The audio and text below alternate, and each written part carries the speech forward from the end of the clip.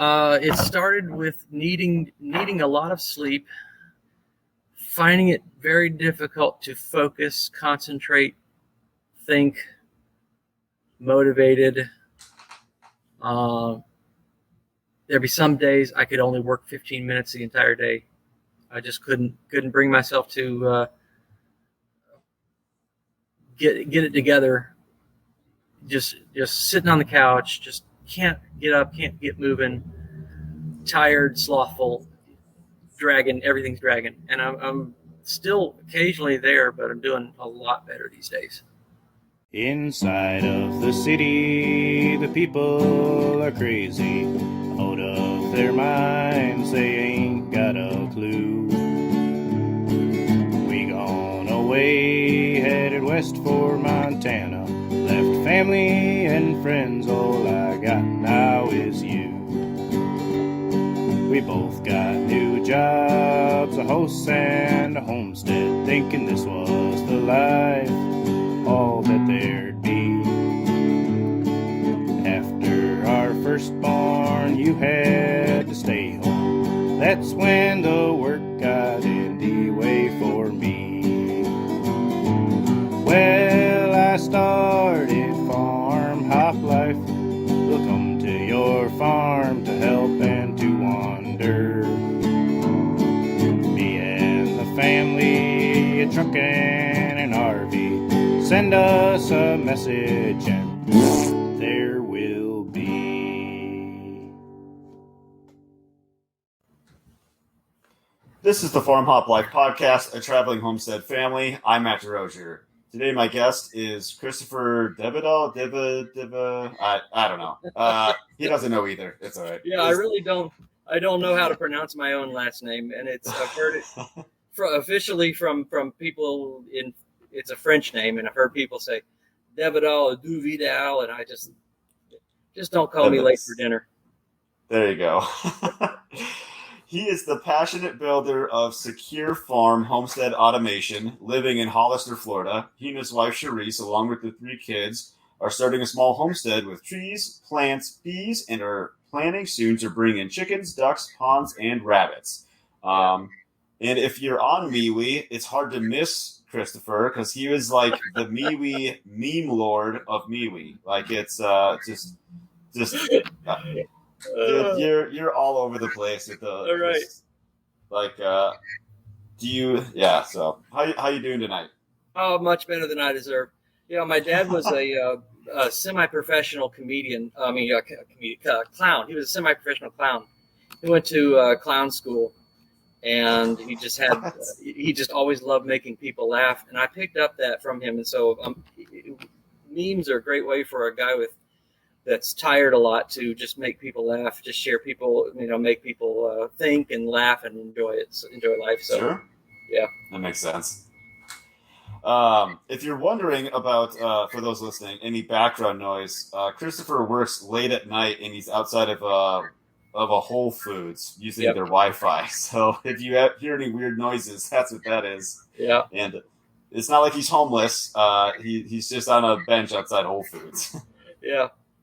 But I am working away from home, and that's one of the things I wanted to mention tonight. Is how I would, if I wanted to move out if I wanted to save money, and this is what we did. We moved out to the country. I commute into town, which is like an hour and a half, too far to do every day. I mean, you could do it, but I value my time too much. So I commute into town. I sleep in my car, and I just scrub up and go in and. It's great. It works great. Save a lot of money that way. Sure. And you could do that in just about any car. I've got a van, but we're thinking about downsizing to a Corolla. So where there's a will, there's a way.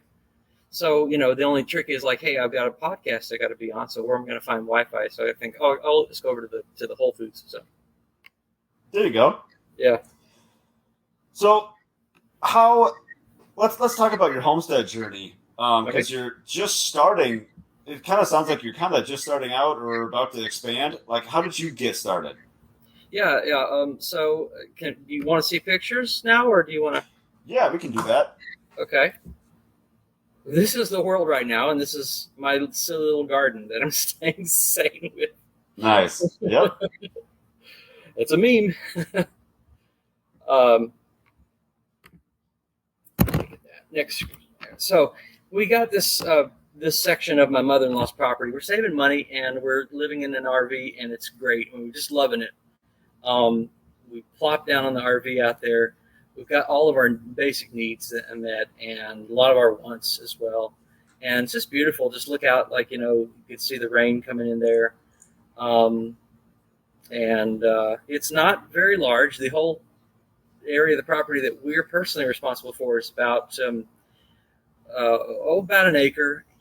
And half of that is forest. So you might think of that in permaculture as, I believe, up in Zone 5. Yep. But so we've got really only about a quarter of an acre of growing space. Okay. And we're filling that out. And her mom has plenty of room as well. So as we overflow, she's got a total of 2.5 acres. So between the two, we'll have plenty of room to spread and do trees and fun things like that. Nice. Yeah. All right, so the first one is I just transplanted these aloe. We got plenty of aloe coming in. They're looking a little sick because they just got put in, but aloe, but the centers are green, and that's healthy, and that's making me happy. So glad about good, that. Good. We have some anise hyssop, some autumn olive, balsam, calendula, beans, cucumbers, bok choy. Down in the lower right corner are some sweet potatoes that I planted last year, and they decided to come up through the weed cloth. They're very vigorous, so I'm happy to see those. Can you go back one? Yeah. Those are interesting. Both. You got two different kinds of raised beds going on. Yeah. You got like almost like, I don't know what those are. The reddish tomato ones, planters on cinder blocks, and then the ones in the foreground that are black. Are those like just, I don't know, just raised, like they're meant to be raised beds, like they got like wings on them already? Yeah, they are. They okay.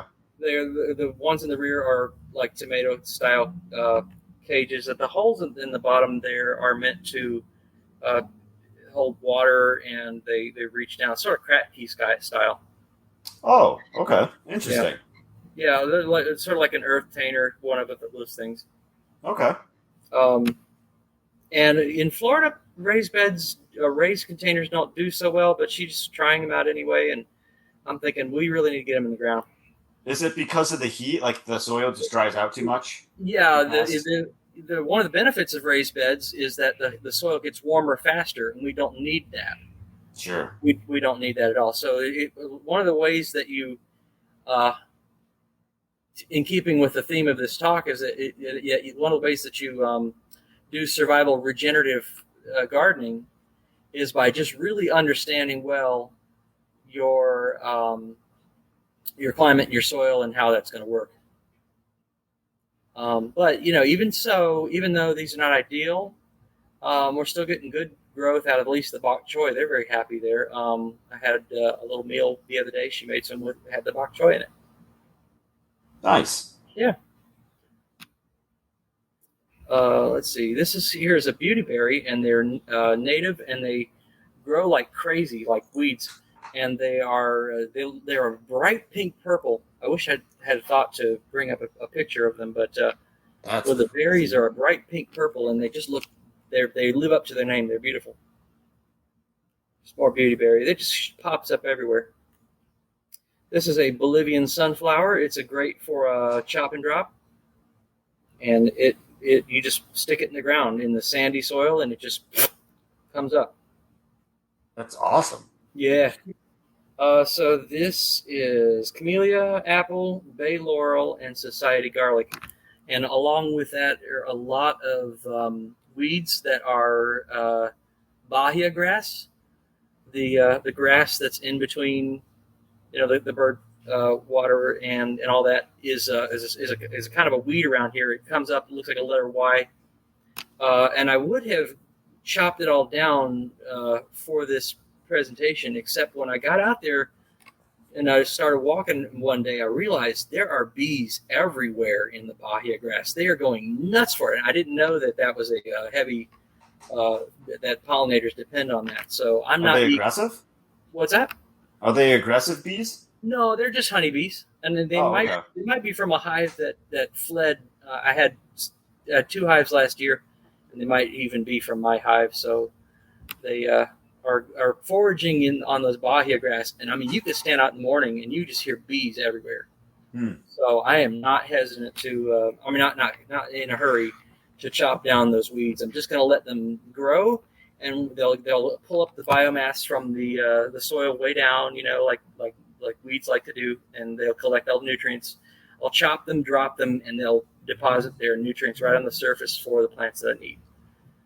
So I'm not sweating these weeds popping up. This is you might recognize as comfrey. Oh, nice. I actually just planted mine for the first time ever. I got some from Brian at the Lots Project. Okay, excellent. Yeah.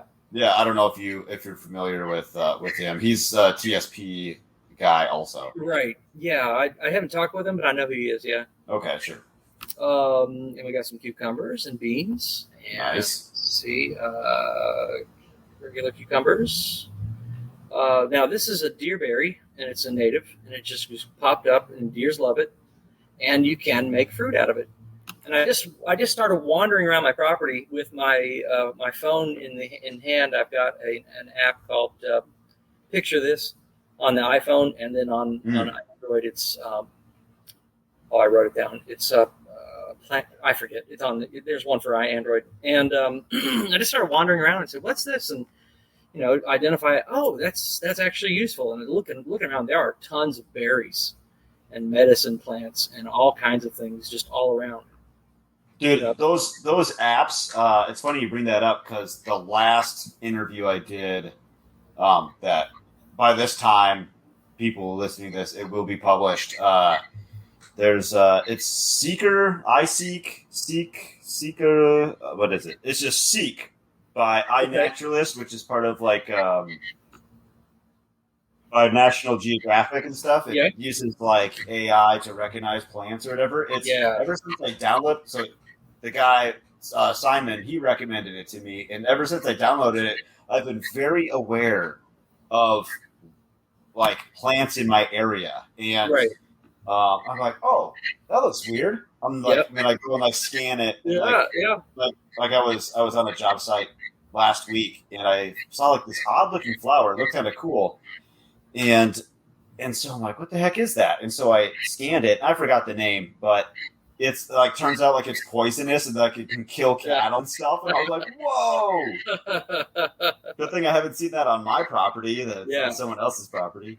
Yeah, and those things are scary accurate. I definitely recommend anybody get it, especially in these times. Get it, start using it, and just practice it and find what's around you, because you will find lots of stuff around you. Yeah, and you become just more aware of your surroundings. Just like, ooh, that flower is a little bit different than that flower, but these are both types of mustard. Yep. That kind of stuff. So we got dewberries that just popped up.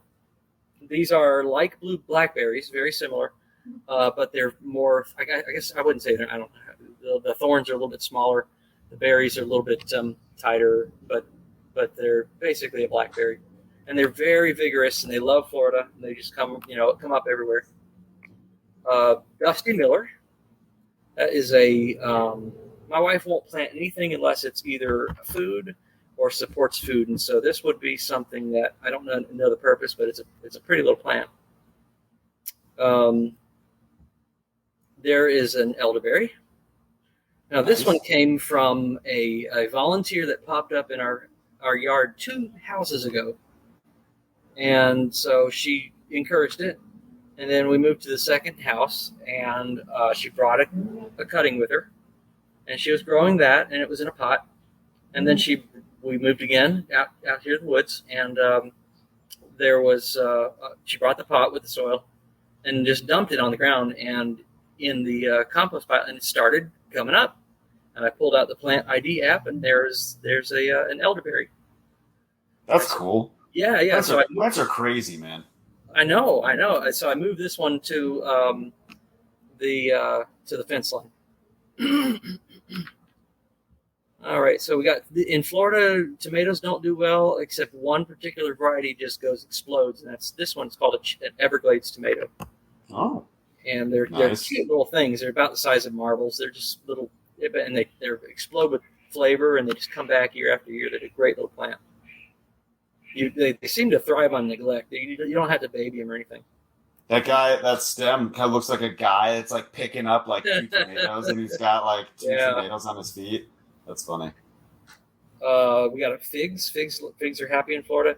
So I'm emphasizing things that are happy in Florida, and I know a lot of your viewers are not in Florida, but I'm emphasizing these sorts of things because one of the ways that I do my survival regenerative gardening for chronic fatigue is I need to look for the stuff that is just most happy where I'm at. So if you're in Colorado, you're going to look for the stuff that's happiest in Colorado. And if you're in New York, you're going to start looking around for the stuff that's happy. The mistake that a lot of people make, and I did it too, is, I really like that variety, or I like that thing, I want to grow it here. And it's just a real challenge. But this is helpful for sure. Because when this does get published, on the website, I've got a map, and I drop a pin, So, for you, I'm going to drop a pin on Hollister, Florida. Yeah. And it's going to have a link to our interview on YouTube. And so whoever visits, be like, oh, whoa, Florida, cool. And what works for homesteading in Florida? Let's listen. Yeah, so that's the idea. Okay. Oh. And then we have it's galangal ginger. I'm not sure about that one, but my wife planted that one, and it's looking good. Gaillardia, pretty little flower. And then this guy we call Gordito. Since we put in a lot of these plants, we're just seeing life come, and these are in Florida. We've got these fat little anoles that crawl all over everything, and they're very bold. Mm-hmm. But this one's a little unique. He's the color of tree bark, which I've never seen before, and he's fat. So his middle is wider than typical anole. Sure. They're a lot slimmer, and so she calls him Gordito. I actually had a pet anole in third grade or whatever. we had 20 of them or something like that in our class, and had to put your name in to draw at the end of the thingy to see if you could win it. And I won one, and that thing lasted 3 years. Yeah. I kept it for 3 years. That was cool. Yeah, you wouldn't I accidentally cut its tail off with putting the lid back on the cage. Its tail was stuck and I didn't see it, and so man, it just freaked out. And but the tail had a little nub on it, it was starting to regrow. Yeah. So yeah, you wouldn't need to win any contests here. You just walk outside and they're by the dozens. Dude, I'm from Minnesota. There's no lizards. No lizards. I guess salamanders, but yeah, okay. Yeah, they're everywhere, and the little guys are so bold that you can walk almost right up to them and they'll just do little push-ups like they're threatening you. What's up? And then this one is she made 3 gray water traps. We have an RV, we have 2 RVs rather, and they dump the gray water, and then we have a washing machine, and so we have 3 traps all surrounded by bananas. So she dug a hole, put mulch in the center, and put bananas all around to absorb all that water. Bananas are very thirsty plants. And they just love, so when you can dump that water constantly, they'll recycle that, and it's just beautiful. It's just a wonderful way that works. Nice. That's super cool. That is, yeah. So it was great to be able to use that again. African marigolds. We have a beehive. It's vacant this year, and with us moving in, I said I need to just keep it vacant. We'll just try again next year. They fled, both of them, and I don't know what exactly I did wrong. So we'll just have to try again. I've got some good beekeepers at our church, so we'll keep up with them. Nice. Kale and beans. This is called Katuk or Katuk. It's like a multivitamin, very high in protein. Can you spell that out? Katuk. Let's see how you spell it. Katuk. Cool. Yep. I remember that. All right, so we got here some marigolds, purslane, some calendula. There's some mini tomatoes. I mean, really mini. They're like 6 inches tall. They're hiding behind the green beans there. Huh. And very small little guys. And then beans and cucumbers, bok choy. This is a project we just got done today. She sent me the pictures today. We're digging a new compost trench. And so that's one of the methods that we found is very useful is digging. In Florida, instead of going up, you go down. You go down into the soil. Okay. We're digging down there. We're going to fill that with all sorts of fun stuff. Is that just like straight sand and like 1 inch of topsoil top? The most? It's not entirely sand, but it's like 80% sand. It's just it looks like a lot of sand. It is. There's a little bit of loam, but you get a lot of sand there, and so you have to sort of think about your plants. Like we have the opposite problems that a lot of people have. Like so instead of too much moisture, like it just shoots right through it. You can put compost on, and in days it's gone. You put wood chips down, and it like eats it alive. You're fighting geology when you're working with this kind of sand, and so there's some tricks and tips that I picked up from a guy named David Goodman, or otherwise named David the Good. You heard of him? No. Okay, so David Goodman is an excellent resource for a Florida homesteader. He's approaching it with low cost if you're cash strapped. Survival, and his website is thesurvivalgardener.com. So he's writing he writes largely from a Florida perspective, but he tries to, include other states as well. That sounds interesting. I'm gonna have to look into him. Yeah, you really ought to, especially. A lot of his stuff is just generic, so it works. He wrote a great book on compost called Compost Anything. And he really, really means that. In fact, he wears a shirt that says "Compost your enemies." Nice. I like that. There's some pentas. The bees love that. Now, this is a permaculture guild that is being started. This was a pile of wood chips. Okay. We moved all the wood chips, placed them and where they belong, and then so this is the start of it, and then this is it planted. Hey, cool. In the center is an Arbequina olive, which is. There are very few olives that like the Florida climate, and Arbequina does well. Texas sage, arrowroot, roselle hibiscus, tarragon, golden seal, chicory, buttonflower, sweet majoram, bee balm, and salvia. Salvia? You planted salvia? That's what she did. I hadn't looked into salvia. Why do you react that way? Tell me something I don't know. It might be a different salvia, but it's back when I was a teenager. Anyways, salvia was like synthetic weed, and it would get you like high as hell. Wow. High as hell. Wow. No, not that. I don't. Unless she got it for medicinal value. Hey, no judgment. It doesn't matter to me. I just never heard of anyone planting salvia. No, we don't do that. No, in the lower right corner, is that did you just mushroom spawn, or did that looks like mushroom spawn. I don't remember that being there, but as we're talking, I'm looking at it and going, that looks like mushrooms. So because that was a wood chip pile, I wouldn't be surprised. Sure. And we want mushrooms. That's good fungus. Yeah. This here in the foreground is a pineapple guava. Oh.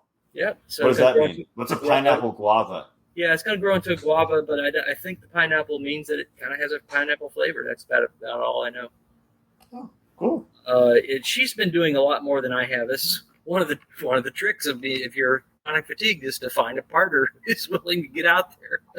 Yeah, there you go. You know, her mom was born a homesteader, so when I married her, she was not really doing that much in homesteading or gardening or anything. It wasn't interesting to her.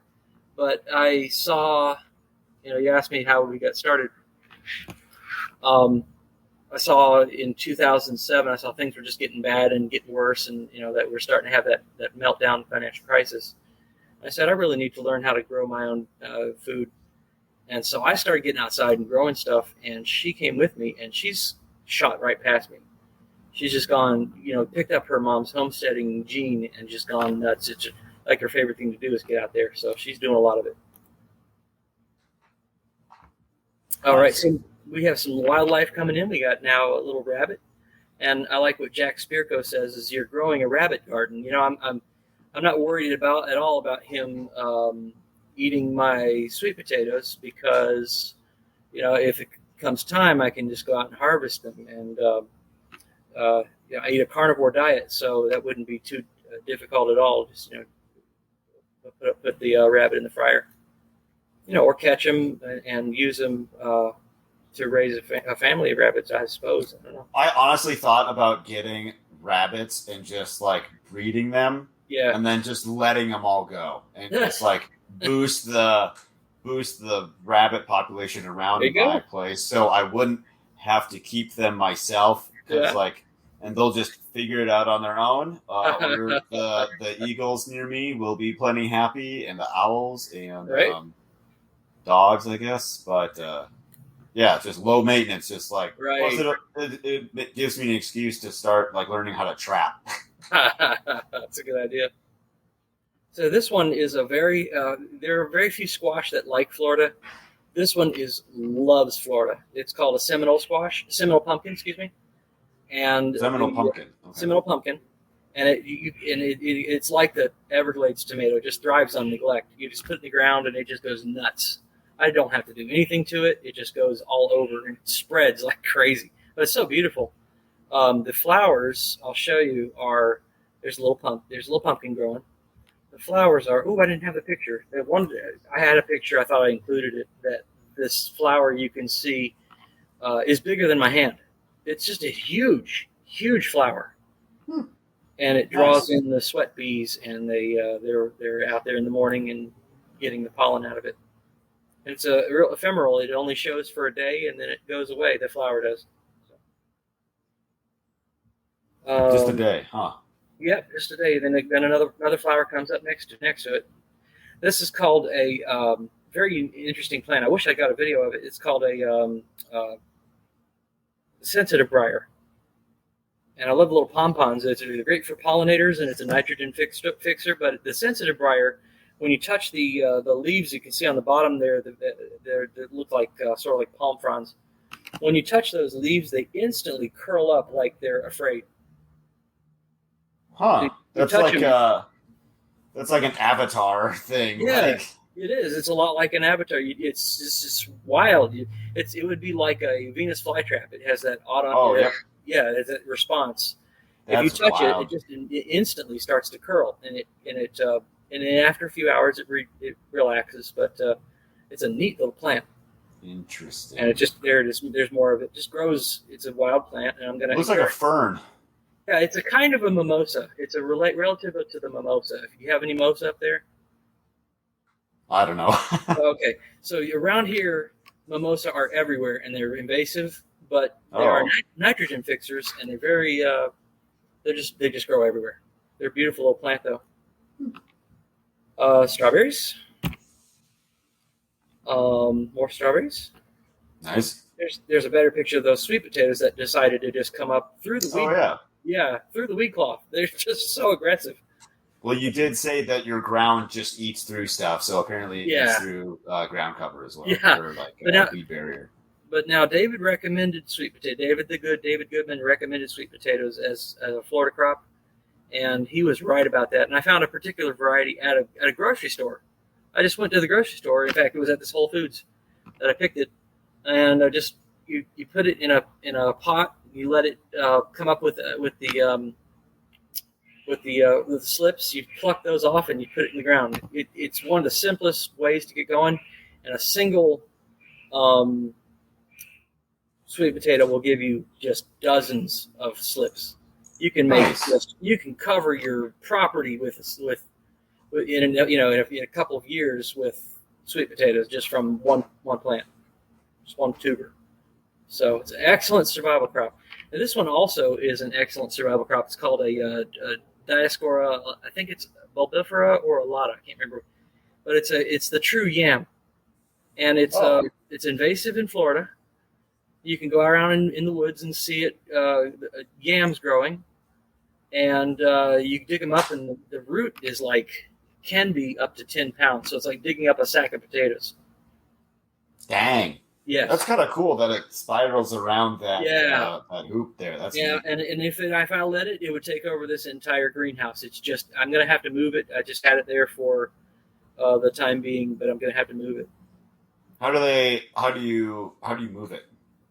It's in a pot right now, so I haven't yet put it in the ground. But when I put it in the ground, I'm gonna have to let it make a trellis and let it climb the trellis and just chop the arms from going sideways. Because it's just going to go happy if you just let it. But what a good problem to have, letting it's a true yam, so it's like a carb. Yeah. This one is called white flowering yarrow, and then in the background is that kata. Oh, yep.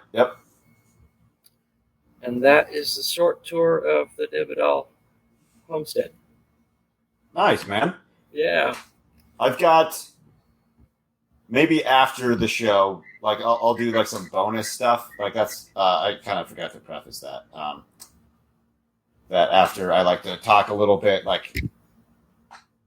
just kind of BS a little bit, little bit of bonus content. I have more questions, but I want to get through my initial questions first. All right, sure.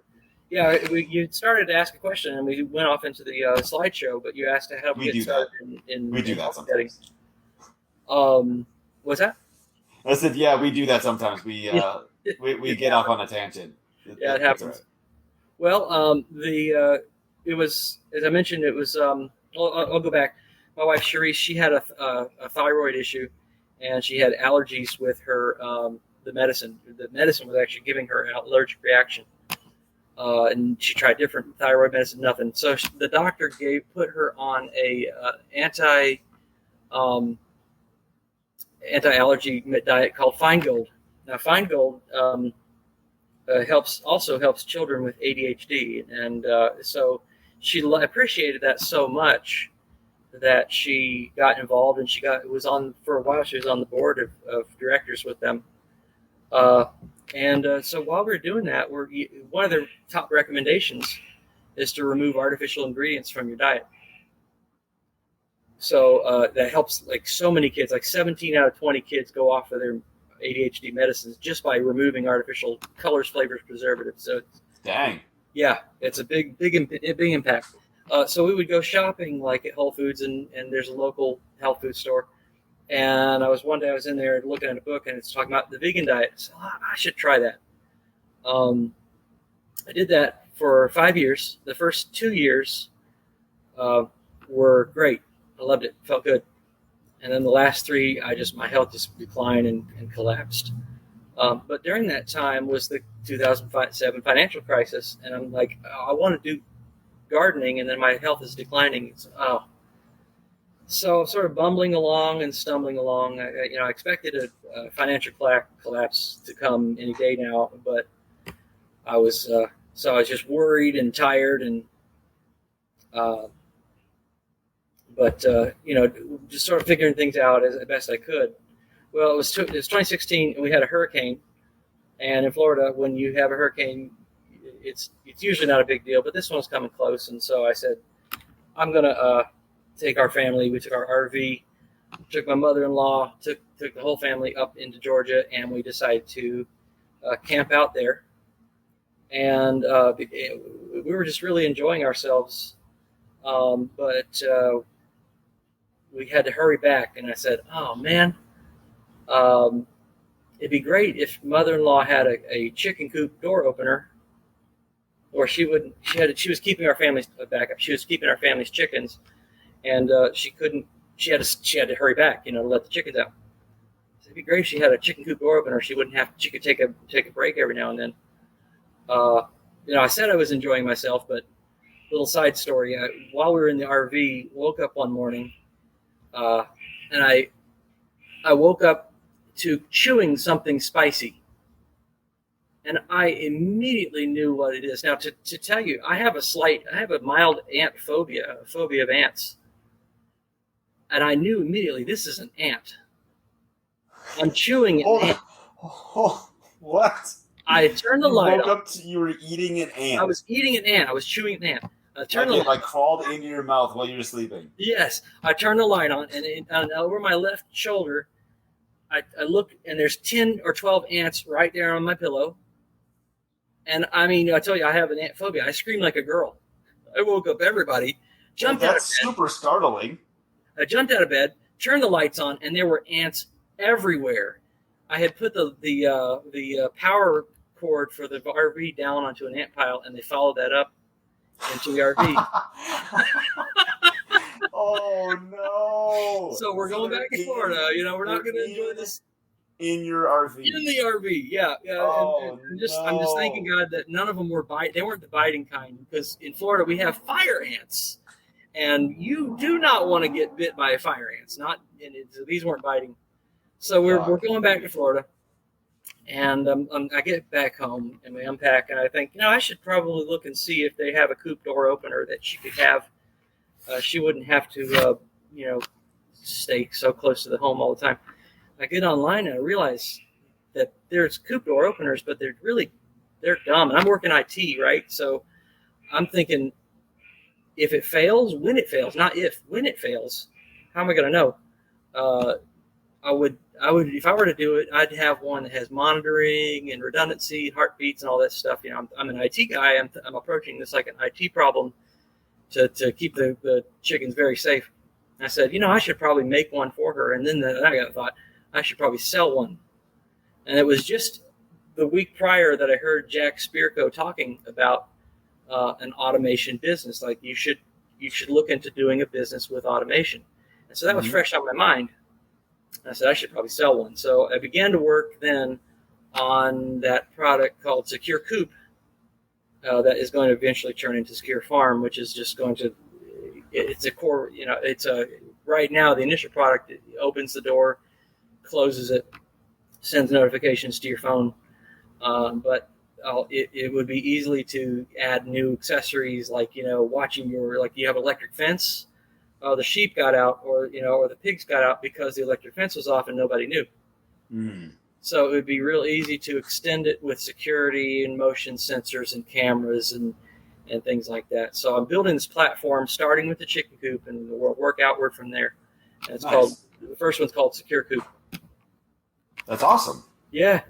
So, it's going to have things like, air sensors and humidity sensors and leg band trackers and things like that. I'm thinking I might do self-moving chicken tractors. I'd like to do that.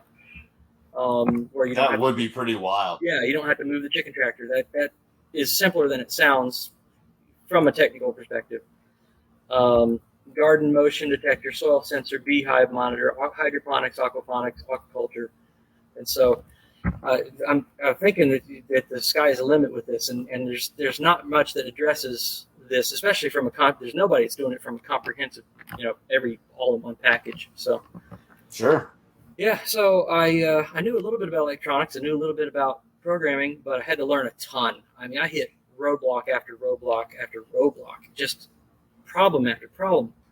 But I just kept driving at it. I know I'm going to do this. I got this vision of what I'm going to do. And And then we got the parts shortage, the microchip shortage. I had to change the design multiple times, and change the back end multiple times. It was just a huge. I have a friend that I talk to all the time. Say, guess what? I hit another roadblock. It's like incredible. But I'm finally on the right track. We've got now a working prototype. So I was working on that. January 2020. You know what happened in January 2020? COVID. Yeah. So, everyone's favorite. Yeah. So I'm thinking, as this thing's rolling along, I'm thinking I'm just not going to take and so if my job demands it, what are we going to do? So I said, we need to move out to be with her mom, just to make sure that we're on the safety net, that if I lose my job, we have a place to grow our food, we have a place to be. She's not going to charge us rent. She just wants us to make sure, and we take real good care of her. She lost her license not long after we moved in, so we get to now play driving Miss Daisy. My wife does, so yeah. So it worked out really good. So we're stuck here for now, but there was a lot of sand and ants that when we moved in, but we added things like biochar, and kitty litter is bentonite clay, so you can buy bags of kitty litter that retains moisture in sand. Biochar, humiculture, pit compost was a big hit. We could just about put anything into our pit compost and it just come right up. That sounds awesome, man. Yeah, and so it's a great place to dump our waste, but also start the next crops. By waste, do you mean food scraps, or do you Okay, I didn't know if you were had like a composting toilet in your RV or something. We have a composting toilet. Yes, it goes in there as well. Nice. Humanure, and so there's rules about humanure that you have to be careful with, but it's just like any other waste. Sure. So yeah. So so we're growing that. It's coming along. It's looking good. We've got a lot to do still. I'm planning to put in hybrid solar, which is in between off-grid and on-grid solar, and so that on-grid solar is great for saving money. When the power goes out, so does your solar. So they're tied together, grid tie. And then off-grid solar is great for when the power goes out, but it's not good for saving money. You're replacing batteries a lot, and so hybrid is right between the two. While the sun shines, you save money. When the sun goes down, you're back on the grid. But I figured it was better to have partial solar than no solar. So that would work best in our budget. So we're doing hybrid solar. I'm going to be installing that. We got a well, and mentioned we got the compost toilet. So we're really set up, man. It's really good. That sounds awesome. Yeah. I've got more RV questions for later. I've got a lot more RV questions for later. Yeah. Go ahead. So what motivates you to grow your own food? Yeah, so it was mostly it's just the dark days that we're in. I have a carnivore diet, so I'm not going to be consuming the food unless it's just there's nothing available. So that's a backup plan is to eat the plants. But I recognize that with these dark days, we're going to have a lot of hungry people around us. We are going to be risky ourselves. The grocery stores are already starting to, and so I saw it coming way back in 2007. I expected it by now, and it didn't. So I'm glad I had the extra time. But setting my family up for the future. It's also healthy. If I'm going to eat plants, I'm going to eat stuff I want to grow. I'm going to grow it myself, so I'm glad about that. My family, they don't do carnivore, so I'm growing for them. And so this is just it's an all around. It's great for giving to neighbors. We've already given a few sweet potatoes away, and it's good for helping out, looking out for your brother and your neighbor and your family and your children. So yeah. Are you trading your like sweet potatoes and stuff, or anything to kind of fuel your carnivore diet? So it's kind of like a know your farmer kind of thing. Oh, that's a great idea. We're not there yet. I just buy the cow directly from a local farm. Well, there you I go. I could possibly uh, work out some trade in the future. We start getting some things growing and really hopping, especially the sweet potatoes. But anything in particular, medicine, she grows. Oh man, I wrote down. I decided not to bore you guys with the list, but she's growing like 100 different kinds of variety of plants.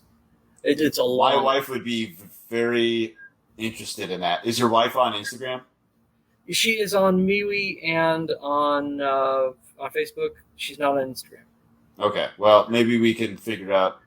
You can send me your wife's Facebook, and I can send All it to right. my wife, and because she like just this year, last year, something like that. She just got into herbs and taking herbal classes and whatever. So, Okay. yeah, we'll figure that out.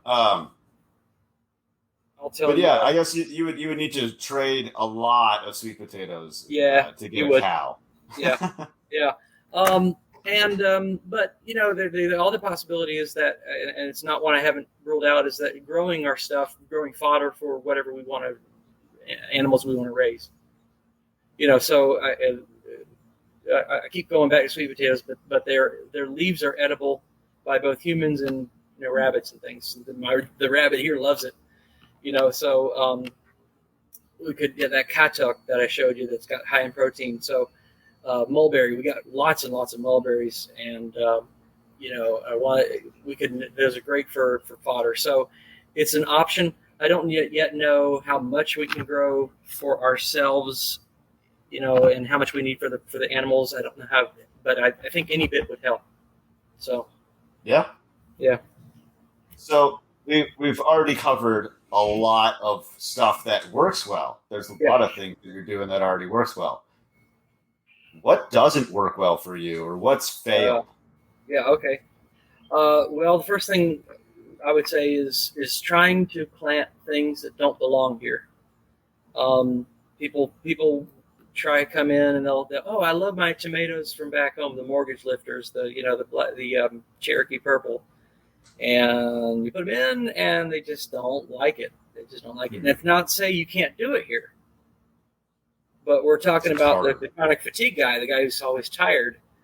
What is the easy button for the chronic fatigue guy? And that's to look for those wild edibles that are either growing in the woods or they are native and they've been cultivated and they're very happy here. And so, I'll try to put in some things. Gosh, I don't even remember now, but they just weren't very happy. And then we shifted to, let's see, we got a local permaculture arborist. No, that's what I'm looking for. He's got a nursery, and he's very intelligent, and he knows what he's doing. And he says, this is great in this area. This is going to grow well here. So we got quite a bit from him. Awesome. Yeah. So what didn't work well is raised beds. Planting in the ground is best. Wood chips worked somewhat well, but I'd say you need a lot of wood chips and expect to constantly be piling them on. Because, like I said, the sand, and you're working against geology. Just the sand just consumes it. It loves it. Compost on the soil, it's gone. Her mom, before we moved into this area, she was planting in this garden, and she just poured bag after bag of black cow compost on this, and you can't even tell. There's just no. It's like it wasn't even there. Jeez. Okay, so does it actually? Does it break down really fast, or does the sand just consume it? So it just breaks down. Yeah, it breaks down. There's not a lot to hold it in. So you're dealing with. It's sort of like David Goodman described it like hydroponics. So if you treat it like hydroponics, you dilute your minerals in the water and you water like that. That's another way to do it instead of trying to lay it on the soil. That's the Okay. way I haven't yet to try that. Fertigate, fertigating, irrigating, fertigating, where you're diluting your minerals in. So you're treating the soil like it's hydroponics. Okay. Yeah. Okay. I gotcha. Yeah. Other things I did wrong or just bit off too much on the chronic fatigue. I needed to start with small and do it well. I tried to put in too much last year, and I just couldn't keep ahead of it.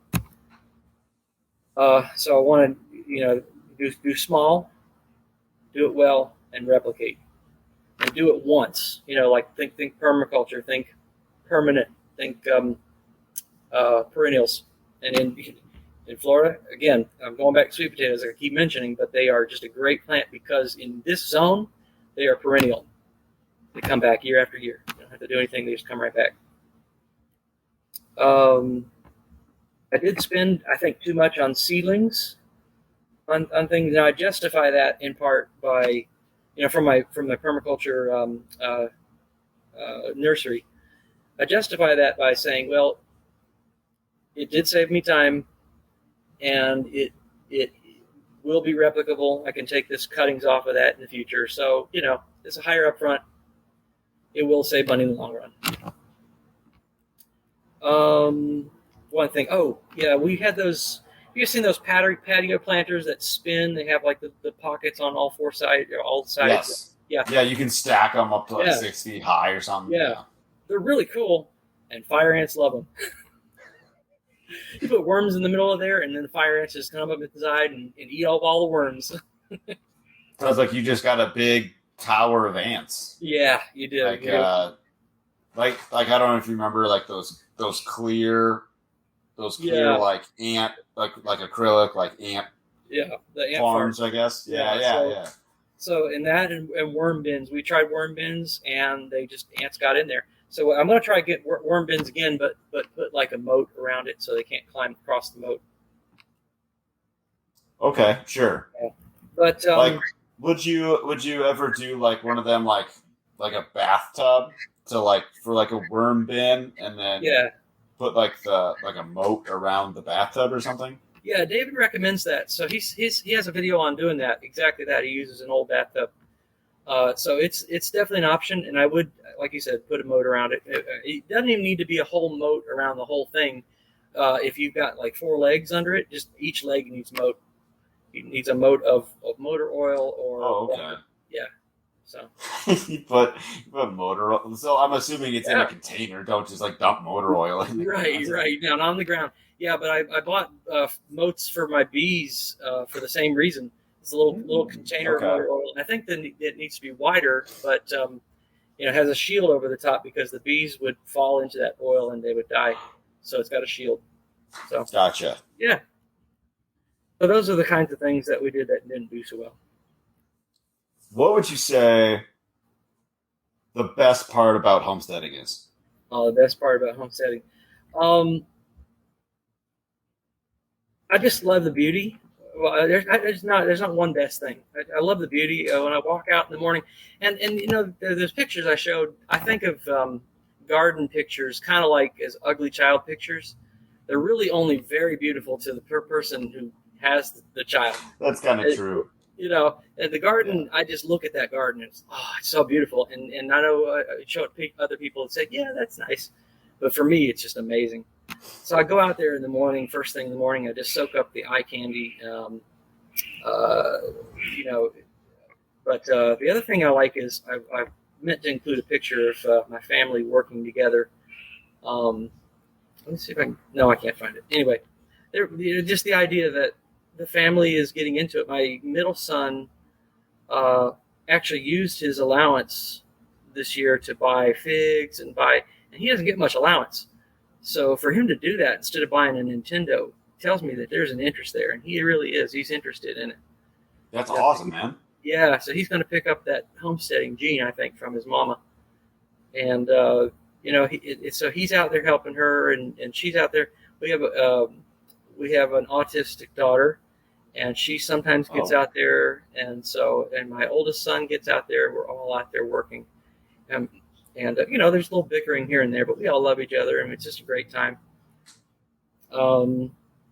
I do like also tasting the produce. Sometimes I know I'm eating a carnivore diet, but I will cheat a little bit now and then, especially the tomatoes. You gotta sample the fruits of your labor, right? Oh man! It'd be a sin not to. And the other thing, the last thing I was thinking about, what's great about homesteading is I'm just getting a start on this whole great reset nonsense that is going through. I'm gonna get we're gonna be in a pretty good place. We're gonna be set up and we're gonna be started. We're not gonna be where we need to be, but having been started, while things are relatively calm, is just a great way to go. Yeah, Yeah. just set the table for the hard times, right? Yeah, exactly. Yeah. The practice and the knowledge and making the mistakes now while it's not critical. What has been the biggest challenge in homesteading? Definitely my energy and motivation. Get started and then just it's hard to get peter out. Some days I can only seem to only put in like 5 minutes of work. But if about 2 months ago I got some accountability from my pastor. I put the word out. Hey, I need someone to call every day at the same time every day and face that person and say, yes, I did the exercise, or no, I didn't do the exercise. And that has been the change, a big change for me, just to say, oops. Oh no! They turned the lights off on you. Yeah, That's all right. I'll move. Yeah, so I call him my pastor every morning for 2 minutes. Say, I did it or I didn't do it, and he's wanting accountability as well. I did it and I didn't do it, and so even just 5 minutes. There's a meme that I posted that says, no matter how slow you go, you're lapping everyone on the couch. True.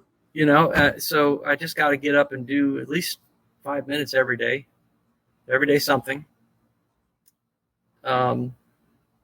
But yeah, that's just been my biggest challenge is just getting up, and she's motivated, so that helps a lot. She did probably 75% of what you saw, and I've been able to afford with my job to pay for the plants and the starts and the seeds. So we're both in it together, and we're committed, and we're making it happen. But yeah, that was a challenge, and just learning. And with permaculture, I had an interest early on, and I couldn't translate a lot of the ideas into actual use. I would read about it, said, "Wow, that's really neat," and I'd read it again. That's really neat.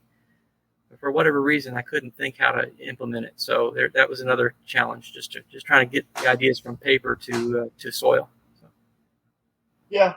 Sometimes it takes time for those kind of things to brew. Almost like meditate on it, almost like it's like a nagging problem, and so you just run it through your head over and over and over, different ways to go about it. Like, how can I make this apply to me? And okay, maybe I need to completely rework my entire thinking. Okay, there it is. I got it. This is what we're gonna do. Kind of. Yeah. And then it looks nothing like what the idea was in the first place, but came up with something totally different. But Excellent. It works. Yeah. So you've brought up chronic fatigue a lot. What exactly do you mean by that? It started with needing a lot of sleep, finding it very difficult to focus, concentrate, think, motivated. There'd be some days I could only work 15 minutes the entire day. I just couldn't bring myself to get it together. Just sitting on the couch, just can't get up, can't get moving, tired, slothful, everything's dragging. And I'm still occasionally there, but I'm doing a lot better these days. Good. Is that fixed because of your diet, do you think? A lot of things. I spent thousands and thousands of dollars on different foods and therapies and buckets of vitamins and doctor visits and chiropractors and coffee enemas. So I came down to a few core things that were really important for me. Diet, yes. Let's see. Thyroid was a problem, and I worked with a great doctor, and he allowed me to play with my medicine. I got that worked out. Now I don't even need thyroid medicine. My numbers are perfect. There's a particular. He said you accidentally did a something protocol, and that's you fixed your thyroid somehow. I never heard of anybody doing that, but I no longer need it. What? So, yeah. That's insane. Yeah. My doctor is very Western and Eastern medicine. He does both. Okay. So he's very open-minded, and he let me play with my dosage, and I jacked it to the sky. I was taking like 10 times what a person would normally take, and then found all of a sudden I didn't need it. I kept lowering it, and I was like normal. And so he said I accidentally did, I think, Wilson's protocol. If you I'll put a note to give you that, and you could put it in the show notes. Wilson's protocol. I think that was it. So I'll get the information to you in case someone is curious about that. But thyroid, testosterone, devotion to proper sleep. That has been a big one. I wear a mask. I keep the room cool. What, like a CPAP or an eye mask? No, eye mask. Okay. They tried to CPAP, and I threw it off, and I'm glad I didn't. I really don't want to be dependent on that kind of thing. Cut out all electronics. Just dedicated to getting a quality, good sleep, and that was a big fight because I was such a night owl. Any like melatonin, valerian root, magnesium? Nope. Nothing like that. No, just practices. Just doing Red light therapy. I was going to bring the glasses. I have these glasses that I wear after sunset that look like Bono from U2, and they're orange. They look like blue block. They're blue blockers. They block out all blue light, and that stimulates the brain. And so I wear that just after sunset, and it starts to help me calm down and to relax and things like that. I might need some of that. Yeah. I just picked up some grounding sheets, so I'm going to try those and see how those do. What's that mean? No, they're silver impregnated sheets, and they have silver thread that runs through them, and they connect to the ground in a power outlet, and that connects to the ground in the ground.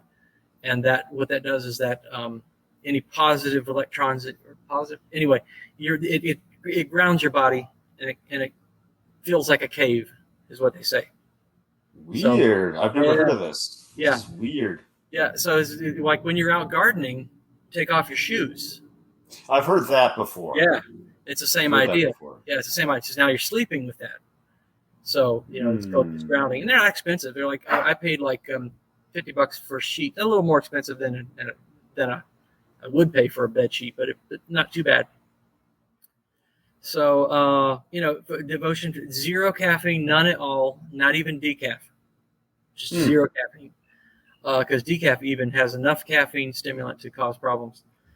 The regular morning exercise, waking with the sun, looking at the sun, and the first thing in the morning as the sun rises.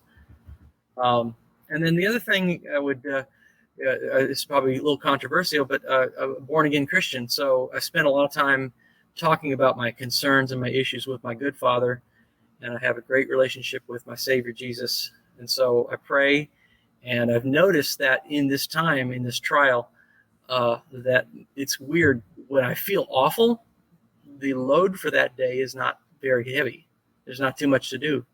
And when I feel great, there's more to do. So the load has been matching my energy level in ways that I can anticipate. So that's been neat to watch. that has taught me to really trust in the Lord in trials. And I've learned to drop the perfectionism. Don't have to get it perfect. You saw the weeds in the picture. Sure. Yep. Yep. And I would give advice to somebody who, if they're just exhausted and they see this, they want to go get a garden. I would say when you're really, really tired, spend more time thinking, reading, listening, watching, observing nature, learning about gardening, because knowledge is a energy, money, time saver. So when you're just zapped and you don't feel like getting up and moving, start to look at YouTube videos to understand what your next step will be when you do have energy, so that you're not spinning your wheels, wasting a lot of time. So, man, I consumed a lot of videos and books and things like that when I was just exhausted. So sure, yeah. And then take some shortcuts. I bought seedlings. I'm unsure whether that was why I would have. If I was saving money, I would have just bought seeds, or I would have got cuttings from people. But I bought seedlings, and they're only $3, $6, but it adds up after a while. So, do a small section and do it really well, so that you know how to replicate that one small section. And that way it's not over, you're not doing too much at once, trying to take on too much. So that's why I would talk about the fatigue if you're trying to do this. Yeah, it can get overwhelming, but your case was definitely interesting because it needed a lot of fixing, is what it sounded like, before you could really do anything. Yep. I was dragging my butt. It felt like get up and from the couch, it felt like 50 pounds on my shoulders at all times. Weird. It just felt awful. So I wonder if there's like a societal problem there. Like that's more common than people want to lead on or something. Yeah, I think so. Maybe. Yeah. Maybe. Our world is set up for draining energy out of people, draining life. Absolutely.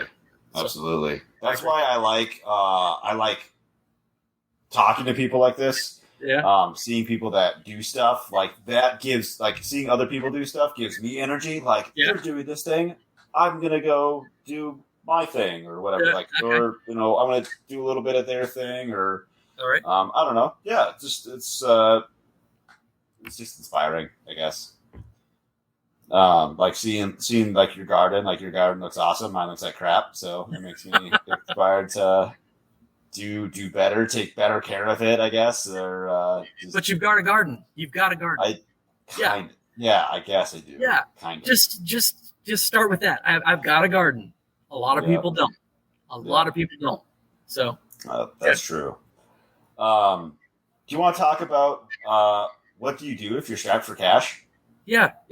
I would initially, as we discussed, I was going to say that this conversation would be, survival regenerative gardening for the chronic fatigued and the cash strapped. And I realized I made some kind of awkward decisions that would make that an awkward way to explain it. But I still wrote down some of the ideas because, that is so important to me.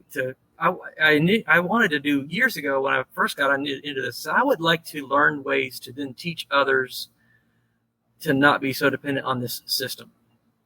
And you can't do that if you're spending just buckets of money.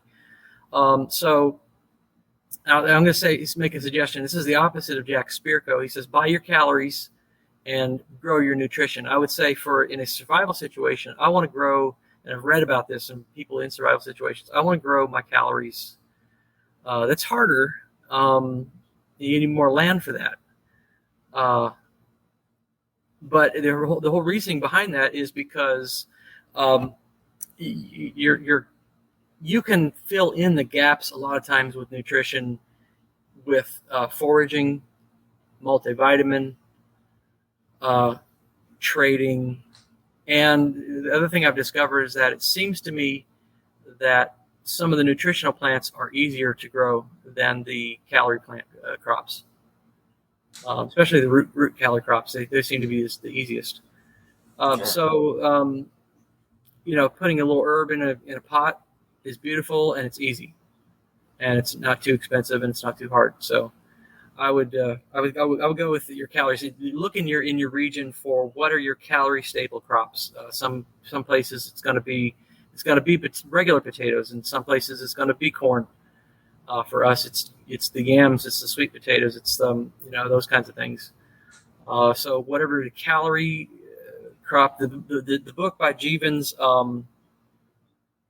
How to Grow More Vegetables, has a chart. You can download this if you look up the book How to Grow More Vegetables, and I can even send you a link to it. There is a public domain copy where you can look at the charts they have for what is the square footage that you're going to get out of what is the pounds you're going to get per square foot for each of these crops. And I just went through the list and said, oh, okay, so the sweet potato for us. And then I went and calculated, what are the calories per pound? So when you do that, you kind of come up with, okay, then I need a lot, this many to meet our basic needs. Sure. That's awesome. Yeah. Let me send you that link to the Jeavons book.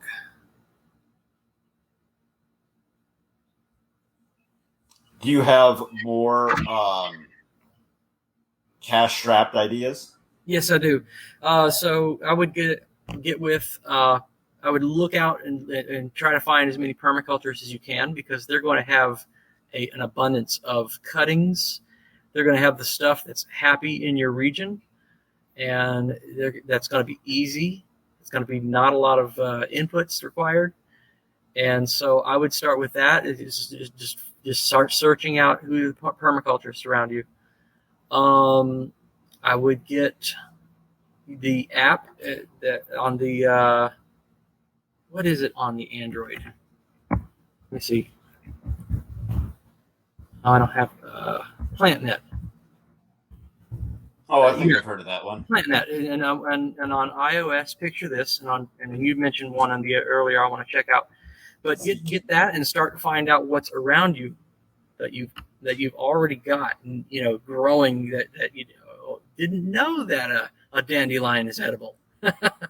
Yeah, I didn't know that that cattails taste like celery.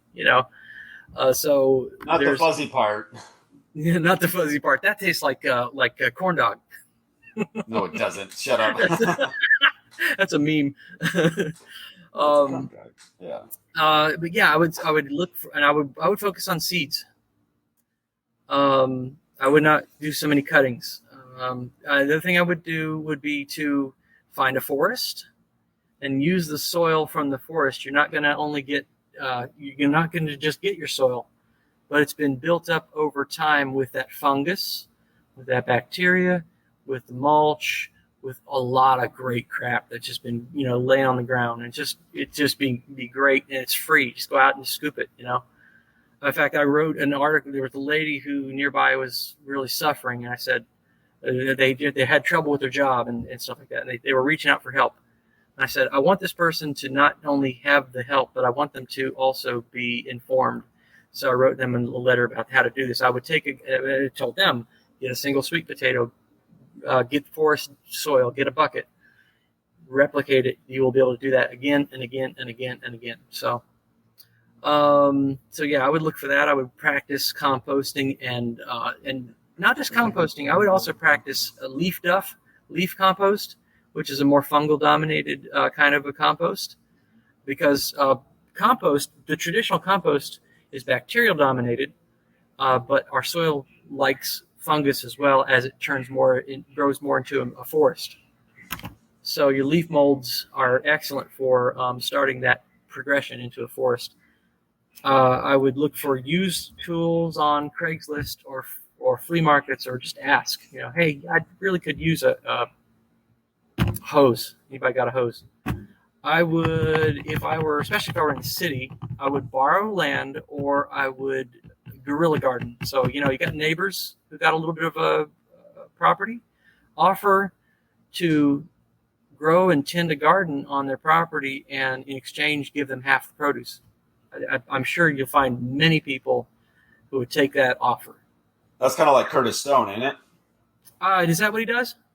At least that's how he got started. He Oh, would okay, like okay. Yeah, farm, like urban spin farming or whatever they yeah, yeah, calls yeah. it, like farm other people's property and Yeah, okay. give them a cut. I would guerrilla garden, so I would go out into the woods and I would put things in the ground that people wouldn't expect to be in the forest. You know, that don't need a lot of attention. They walk right by a potato leaf, they wouldn't know what it looks like. You know, they just see That's it. true. Yep. I would make traps. I would study like Dave Canterbury on YouTube. He's got a lot of videos on making traps. We're talking about now husbandry, animal husbandry. I would for ourselves. There's tons of Muscovy ducks around here, and Muscovies are an excellent duck for raising. In many respects, they're very hardy. They're good at being broody. They taste good, so they're just a great all-around duck to raise. And they just are everywhere. At least in our area, I don't know about your area, but around here, Muscovies are just crazy. Am I saying Muscovy? No, Muscovy is the Muscovy. I've heard it both ways. that's the ones that have the red bar on their head. Yeah, because yeah, that's the right one. It's the Muscovy duck. And then I would just, if you're cash strapped, I would just learn. Just get a $3. David the Goods books are on Kindle, and you don't need a Kindle to read Kindle books. A lot of people don't realize that. So you can get his books for like $3, $5, and just read. Watch YouTube. Just because knowledge is a very good ROI. You can learn something, Oh, yeah. and you might even take you. I paid $100 for a permaculture book, and I consider that to be a good investment. So, Yeah. Let's see. I would do biochar, which is taking wood chip, and David's got a video on that. I would do wood hugelkultur, where you're burying wood. Green leaves. I would capture the grass that's coming out. Careful with grass. Make sure it's not been sprayed. But leaves are good to use for compost. Yeah. So I would listen to people like Jack Spirko, although he'll tempt you. He mentioned the deal on those water pond pumps, and I had to get rid of them. So Jack will tempt you. That's true. That's true. I would look around for native flowers as pollinators, like we have the bahia grass that grows up. And I would ask around, and I would propagate. I would get cuttings and seeds and ideas and knowledge. And the best thing I would tell yourself is, if you're doing this, just tell yourself, I will kill things. Just say it. Just go ahead and admit it. I will kill things. I will kill plants. And that'll get you over the emotional, worrying so much about, oh man, I'm not going to do great with this plant. Just you're going to kill things. You just are. You just get it. Just admit it before you even comes to it. That way you don't have to worry about it. That's true. I will say on the seedlings, on starting from seed versus getting like seedlings and transplanting them, that starting from seed's hard. Okay. I think it's hard. Maybe I'm dumb, and which is fine. But no. I definitely neglected my plants, like my seeds, this year, and they're not doing as well as last year. So like, for people that kind of have like apprehensive about starting from seed because it's harder, maybe you could, like we talked about a little bit earlier, like barter or trade or help in their garden, and then you could they'll just we went over to a neighbor's for breakfast like a couple weeks ago, and they're new to the area, and we were just they just showed us our garden, and they had us take home just 8 plants. They just gave them to us because they had too many. That's neat. Sweet. That's Thanks. Good. Yeah. So, I mean, gardeners, homesteaders, farmers, they're all quite generous. They're just take this. Yeah. Especially with zucchini. That's true. Wasn't there like a National Zucchini Day or whatever, where Yeah. it's like leave a zucchini on your neighbor's porch or something? Right. Well, wrapping up here, what do you want to tell people that want to get started? Yeah. So if anybody wants to get started, just start. You're gonna kill something, but what you're gonna get out of it right away, especially if you can start getting, one or two meals have something that you grew, you're gonna get an itch for it. You're gonna be like, oh, you know what? I put the tomatoes in the salad, and that was really cool. I could do now some bok choy, you know. Um, I could do some lettuce and things. So I just start. Um, you're gonna get the taste. Oh man, homegrown tomatoes are like I sat and calculated one day. Homegrown tomatoes are exactly 28.34 times tastier than the stuff you buy in the store. So yeah, I figured that out with the calculator. Huh. No. I was like, I wonder what the algorithm was. It wouldn't. It wouldn't like I wouldn't put it past you to actually like come up with a formula to figure that out. I'm not gonna lie. No, right. No. That's my little joke. No, but you just start. You get the taste, the nutrition. I mean, anything grown that even at Whole Foods is going to be deficient because they have to plant it for. They have to select the crops that are best to transport and survive on the shelf, not necessarily the ones that are most nutritious and best tasting. So when you do it yourself, I don't care how badly you do it, it's still going to be better in nutrition than anything in the store. And your self-sufficiency, you get started on your own, and it's one less meal or ingredient that you had to buy. Yeah. And it's going to cost more at first. There's a book that was written called The $64 Tomato, where a guy calculated, all right, this tomato I got is great, but after all the expense I put into it, it cost $64. And that was like 15 years ago. So, it'd be a $200 tomato. $1,000. Yeah, $1,000. But yeah, just go at it. John Moody had advice. He said, pick two things you can do per week for 2 years. Your life will look completely different. But it's the kind of change that you can digest. So just two things a week for 2 years, like two different things. Yeah, so, two new things. What's that like? 104 things. Yeah. After 2 years. Okay. Yeah. I was like, wait, do you just do the same two things every week for 2 years? No. Yeah. So that way you're not biting off more than you can chew. Sure. But you're picking up some new things, and your life will be just radically different. And the other thing I would say is if you're like me, you're just tired. But maybe you're tight on money, but still just do it. Just start to read about it, start to watch the videos and get excited about it. And think about that first tomato. That first tomato is like gold. Yeah. That first one that pops off the plant that you grew, you put in your mouth, and it's like liquid sunshine. It's amazing. And I don't care how small it is or how mealy it is. And it's your ugly baby. It's your ugly baby. You love it. It's beautiful. Yeah. Yeah.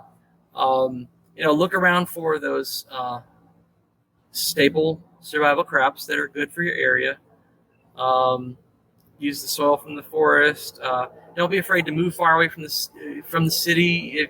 I still keep my 9-to-5 job by commuting in, and I sleep in the van, and you can do that. That's a way to do it, so that you don't have to, buy one that's near the city. You can buy something that's a little further out. Save a lot of money. We're just coming into harder times where you just have to make decisions like that. So, yeah. So those are the kinds of things I would suggest. Books by there's a book by Ann Ralph called "Grow a Little Fruit Tree." And it's about pruning. Nice. How to keep your fruit trees from going too large.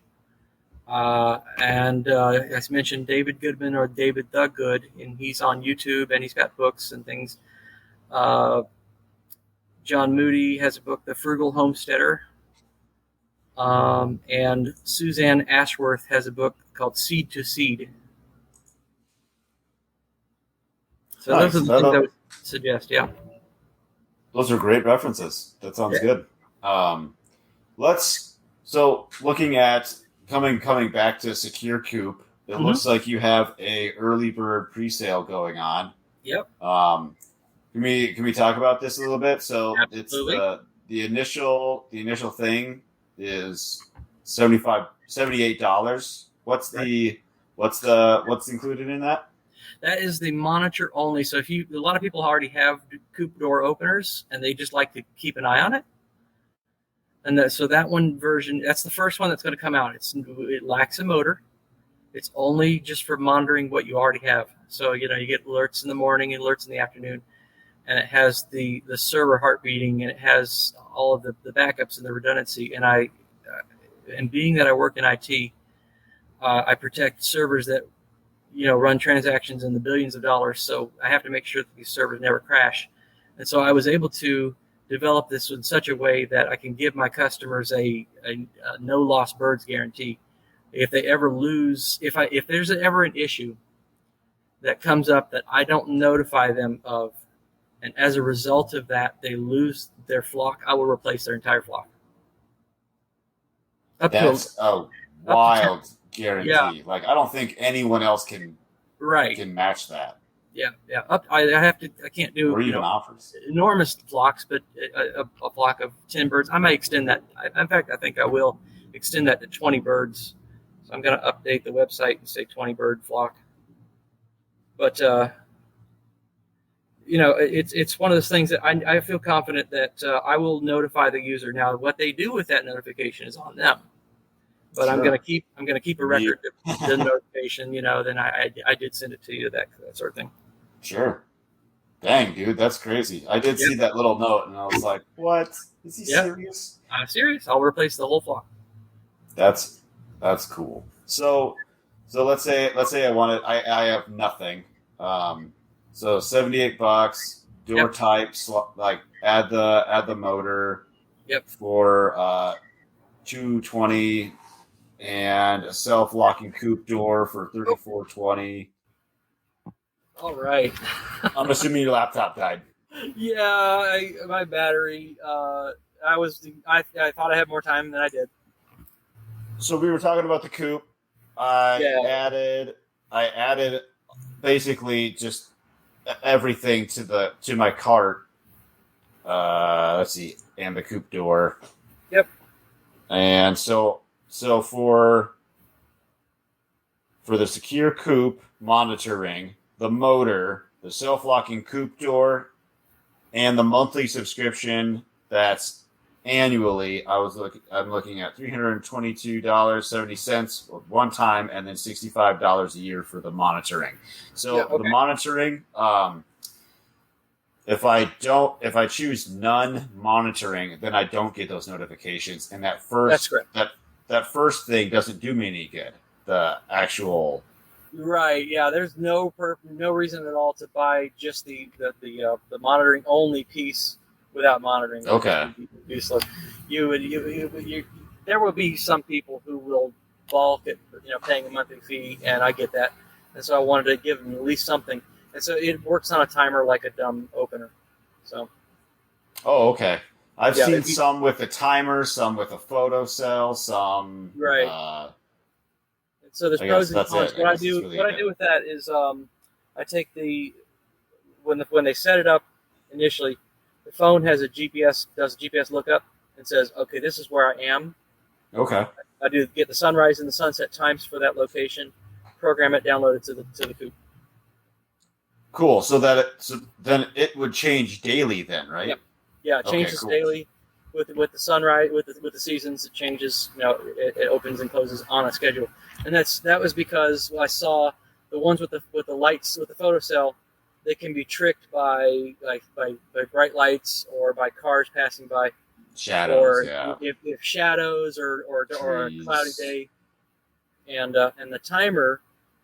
You've got to either program each, the timer to work with the changing seasons, or you just put up with it. So I said, that's a good point. Way to do this. Yeah.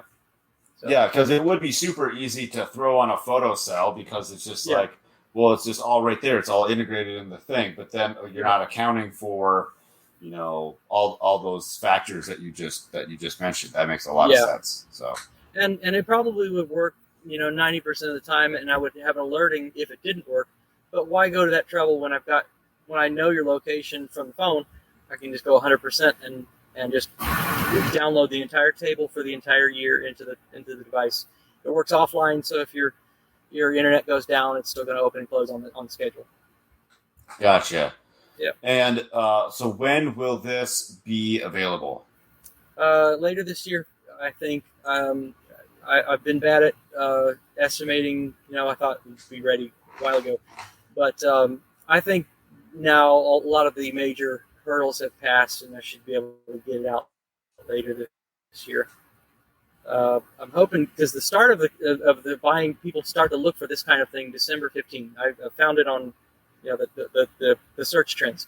So December 15 would be ideal if I can get it in before then. So. Nice. Well, we'll definitely plug your stuff again when it does get released. Thank you. And because I'm having a pre-sale, I am offering your customers a $20 coupon. They just type in, the coupon is Farm Hop Life Rocks. All right. Farm Hop Life Rocks. I like it. Farm Hop Life Rocks. And if any of them are Jack Spirko Member Support Brigade, there is a coupon there. They pay double. Yeah, and I think I set that to 16%. I like playing with weird numbers, 16%. And then Sure. The other coupon is if you get on the mailing list. I got an early bird coupon that I'm going to be sending out. So you can combine all three of those. I have 4 fingers. Combine all 3 of those. Combine all 3 of those coupons, and you'll be able to save a lot of money. I just signed up for your thingy that it popped up in the corner. It's like 40 secure coop tips. And I was like, hey, I want to know 40 secure coop tips. So yeah. So signed up for that. Go to the website securecoop.com, and there's like you just did, and there is a sign up to get on for the ebook. You can get a free ebook that I wrote about coop protection, all the different ways I've found of protecting coop. That's awesome, man. I'll be sure to have links for secure coop, plus all of your social media links: MeWe, Facebook, Twitter, Gab, and Float. So I will make sure to add all of that. And just hang tight for a second. We'll chat a little bit more. I appreciate you joining me tonight, and yeah, it's been a lot of fun. I learned a lot. It's been a lot of fun. I really wild. What's that? It's been wild. Just all the crazy different things you've experienced. It's been crazy for me. Yeah, it's been a roller coaster. Yeah. So thanks for the opportunity to talk about it. You're welcome. We'll talk to you later. That was a really fun interview with Christopher. I learned a lot and laughed a little at some of his ant misfortunes, but he's a great guy with a wonderful spirit. Check out his site, securecoop.com, and the promo code is FarmHopLifeRocks. That's nice of him to set that up for us. Thanks for watching, everyone. Leave a comment, like, subscribe, and most importantly, share this video. Check out our website, farmhoplife.com. Sign up for our email list or Telegram channel there to be notified when new videos, interviews, and podcasts are available. We are on YouTube, Twitter, Instagram, TikTok, MeWe, and Float, kind of. Send me a message at farmhoplife.com/contact, or you can email me anytime, matt@farmhoplife.com. I'm always looking for new people to interview. If you want to come on to talk about homesteading, farming, food security, homeschooling, regenerative agriculture, alternative building methods, or whatever, pitch me an idea. Go to farmhoplife.com/guest. Go feed yourself. Inside of the city, the people are crazy, out of their minds, they ain't got a clue. We gone away, headed west for Montana, left family and friends, all I got now is you. We both got new jobs, a house, and a homestead, thinking this was the life, all that there'd be. After our firstborn, you had to stay home. That's when the work got in the way for me. Well, I started farm hop life. We'll come to your farm to help and to wander. Me and the family, a truck and an RV. Send us a message and there